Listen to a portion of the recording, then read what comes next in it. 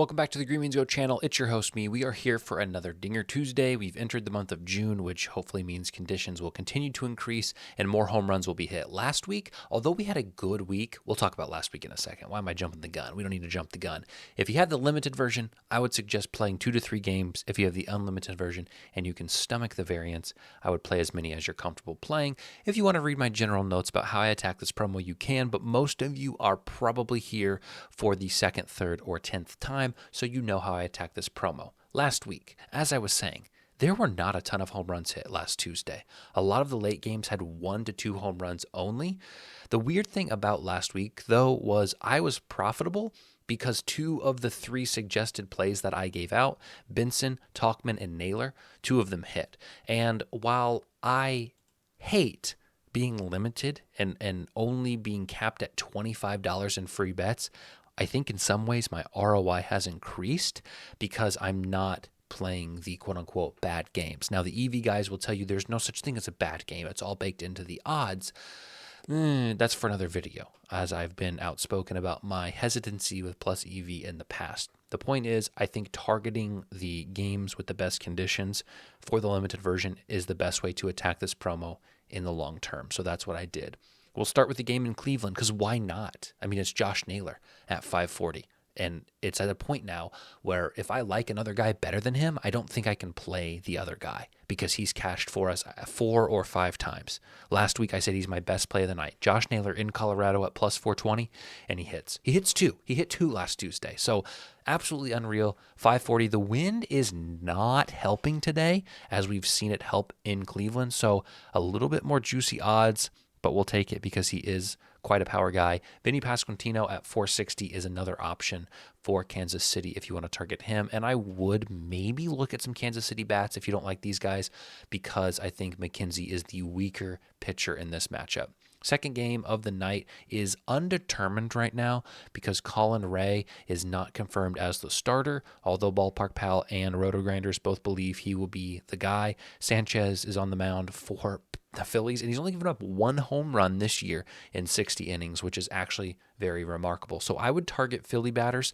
I would target David Dahl in the Dinger Factory, if you will. A little literature joke there. No relation, I think, to Ronald. But anyway, and Rice Hopkins in a revenge game. Okay, so I lied. I said I was going to do Philly bats, and I remember now that I'm going to target Hoskins, who plays now for the Brewers, returning home, so to speak, in Philadelphia. So I like the revenge game matchup, and I didn't like a lot of the other. I'm not going to pay the price on Harper and Schwarber. I don't believe in stooping that low for those guys. If you want to play them, I totally understand. That's totally fine, but it's not for me. Third game of the night, Tyler Glasnow and Jared Jones. Again, Jared Jones is a guy who can deal. He has the stuff, but he's given up a lot of hard hit balls, so he's not as sharp. We saw him last Tuesday as well. Actually, that game may have been postponed and rained out, but he was slated to start. Freddie Freeman hit one last week. Let's run it back. I like him in this matchup, and O'Neal Cruz. Even though he is going up against Glasnow, I couldn't get to Ohtani at plus 270. I considered Lux and Jason Hayward, but those guys are just very inconsistent. So O'Neal Cruz at 560 would be my B team play. Tampa Bay and Miami, the battle of the peninsula, if you will. Isaac Paredes and Jose Siri would be my picks, but for a dome stadium, Miami is not necessarily hitter-friendly, so not a game I get to on the limited version. And while we're on that topic, I don't think I would play any of these 4 on the limited version. You could maybe talk me into Naylor just for tradition's sake, and potentially I think Philly is the best game on these first 4 in terms of conditions. Game in Washington has my attention. It's neutral conditions, but I feel something about Lane Thomas and Joey Meneses. There's something in me that is just saying, throw a free bet on them at worst, because I like their matchup against David Peterson here. Trevor Williams, you think about Washington and you don't think about a lot of all-stars, a lot of good players, but Trevor Williams is having a great year. 56 innings pitched, only 2 home runs surrendered, and he's doing his thing. So shout out to Trevor Williams. For that reason, I didn't pick any Mets bats. This is a game that would be totally acceptable to get to on limited. But again, the bats don't feel quite right to me. Alex Verdugo is a guy that you've seen on this list many a time if you've played this, and I just think he just always has value in a game where there's Judge. I think Judge was like 170 this morning. Guys, I don't care. I don't care how many he's hit this week. 170 is criminal for a home run. Anyway, Verdugo 680 and Austin Wells at 600. The problem with these two is I have locked these in, the video is being made right now, Rizzo is going to hit one at plus 600 because you go back to the other videos, it's Verdugo and Rizzo. It's Verdugo and Rizzo. And I'm switching it up and I'm going Austin Wells, and I know what happens when I do that. So if you like Rizzo, I think he's justifiable for a C team if we played that far. This game has not been determined as far as pitching goes. Corbin Burnes will start for Baltimore, but Toronto has not declared their starter. I do not remember this fella's name because he has a weird first name that starts with a B. He's only pitched 14 innings, but given up 4 homers. So I think there's an option here, and there's a lot of bats that I like for Baltimore going up against him, but there are no prices right now because he has not been officially named the starter. So all of that to say, when Toronto names a starter, I will tweet out and I will add to the comments of this video and pin the comments who I am playing for this game. I will tell you, I have a long list. Kowser, Mullins, Rutschman, O'Hearn, Santander, Henderson. Like, I have 7 guys that I think could be an option, but I do want to see the odds. Last night, I want to say there were 5 home runs hit in this specific matchup. The pitching looks to be better today, although Grayson Rodriguez pitched and Gossman pitched. So I don't know. A lot of home runs last night. Hopefully we get that again. It's a matchup that I'm looking to on limited, but I'm not sure yet. Haven't locked anything in. Game in Boston is tough because not only is the pitching good, the wind is blowing towards the Green Monster. I always want to say the Green Mile. Towards the Green Monster. So, the tallest wall in the MLB, that's where the balls are going to be pushed to. So it's just going to be a hard night to hit home runs. Michael Harris and Jared Kelenic, but probably the worst game conditionally on the slate. Second half of the slate, we'll go to Texas, a game that's in a dome. Solid pitching. Colt Keith at 8-1 and Riley Green at 5-1 would be my picks, but not a game I play. This one's a bit bizarre because Ballpark Pal is all over it. I mean, they're saying the conditions are pristine, okay?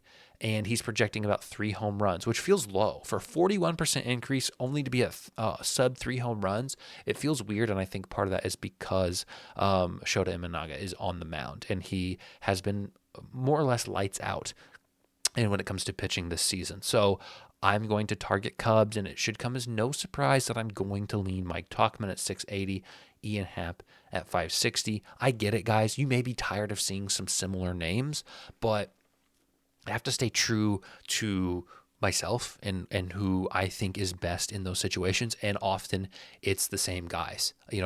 The worst thing that I can do for myself, and this may be selfish, is switch up and not take Tauchman tonight. Because what would happen if Tauchman hits a home run? Everybody would be in the comments of this video going, why didn't you go Tauchman? Perfect. He's leading off against Chris Flexen at home with the wind blowing out at 680. How did you not play that? Exactly. So here I am playing it. That would be my play. I really do believe I'm going to lock this one in on limited. We'll talk about that at the end.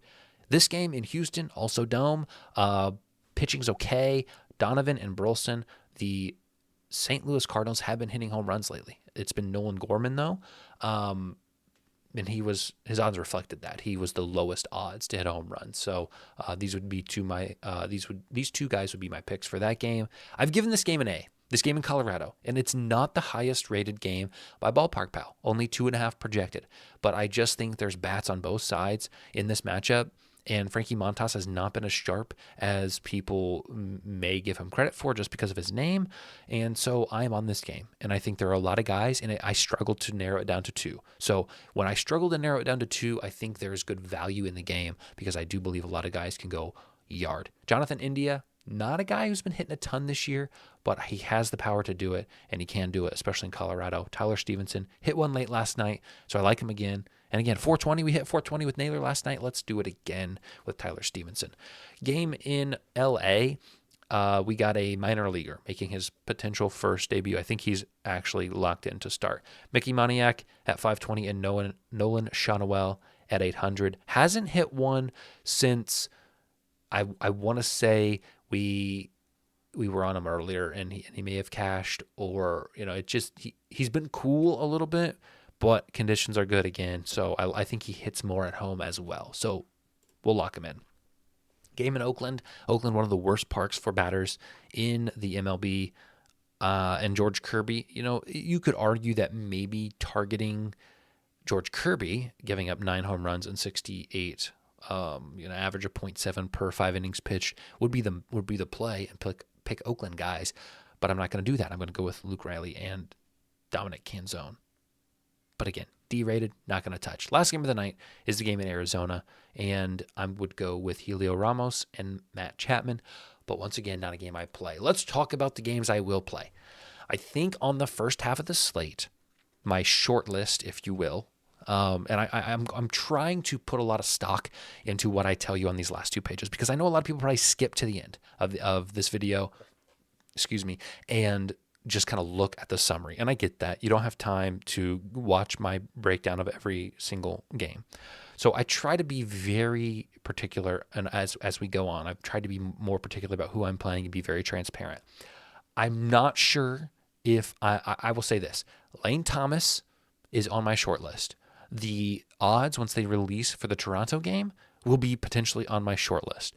But if it stands as it is right now, Verdugo would probably be my play, and I would probably find a way to get a free bet on Lane Thomas on another book in some aspect. If DraftKings has a home run boost today, or ESPN has been doing some on Tuesdays, I would look to them. Okay, so that's the first page. These are all my picks. I would really suggest playing this game, or this cluster of 3 if you have the limited version. Before we go to the second half, if you want to support me in any way, the first way, the free way, is just to watch my other videos. 1,000 views we're averaging on this, which I'm so thankful for. Like that is tremendous. I need to remember, put it in perspective, that is awesome, right? And then I make other videos about not Dinger Tuesday, not sports betting, just sports, and they get 38 views. And I'm like, how do 1,000 people watch this and 38 people watch this? So if you don't mind listening to me and you want to be a part of the Green Means Go community that I believe will continue to grow, watch my other videos. That helps show YouTube that they're worthwhile in some capacity and will push them out to more people. The other way you can support me monetarily and to help put money legitimately in my account is to go to the link in the bio and the description of this video. And it's a partnership through Betstamp and sign up link. And if you go to that and you sort by your state, you can see all the sports books that Betstamp has partnered with that are available in your state. If there's any you have not signed up for, and you sign up for them with that link on my page, you get the sign up bonus, you get everything that you would normally get, but I get paid. Bottom line. Okay, I get some money, I get some kickback. So that's a really cool way to not have to necessarily pay for anything, but still support me monetarily. All right, second half of the slate, Talkman at 680 will be someone as soon as I publish this video that I log on and lock in. And I think Jonathan India will be someone I play as well. And it's just because I think that game is going to get 4 to 5 home runs. So I really like the potential there. So I would say India, Talkman, and, somebody from this first half of the slate in this kind of area will be my picks. So thank you guys again for coming by. As always, I'm getting a haircut in an hour and 2 hours. Okay, so next time you see me, boy, I'll be cleaned up. I'll be cleaned up a little bit. Thank you guys. As always, good luck tonight. We got to keep it rolling. I will be out of town. We'll talk about that next week. It won't be next week. Okay, bye.